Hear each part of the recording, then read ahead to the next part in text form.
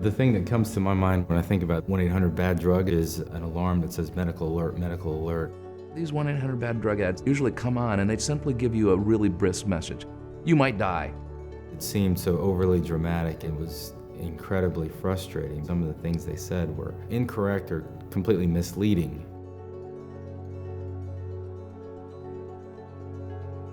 I am routinely asked about 1-800-BAD-DRUG ads.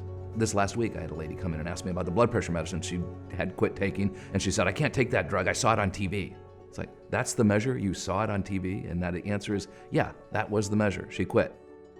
I had a patient several years ago who came in already having been prescribed one of those medications and told me there was no way he was taking it. We talked about it for a while and I tried to talk him out of it. Found out that he had died from a recurrent clot.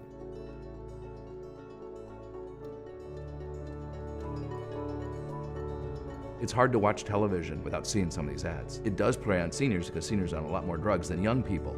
What's not okay to me is when someone is told something that is not true and then makes a consequential decision based on false information.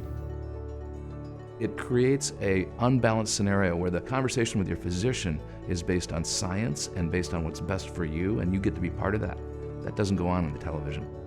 It presents a false choice where the person who's watching the commercial believes that they can either take the medication and have a complication or not take the medication and be fine.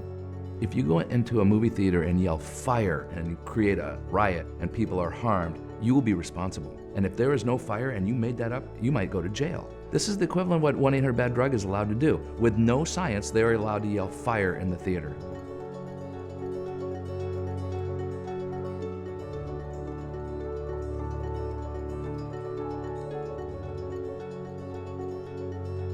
Patients are torn between who to believe. We should be able to have an equal discussion where people advocate for patients and people say, hey, be careful about what you're going to take without being just flat out false. We can strike a balance and maybe make it more about patients and doing what's right for people sitting at home.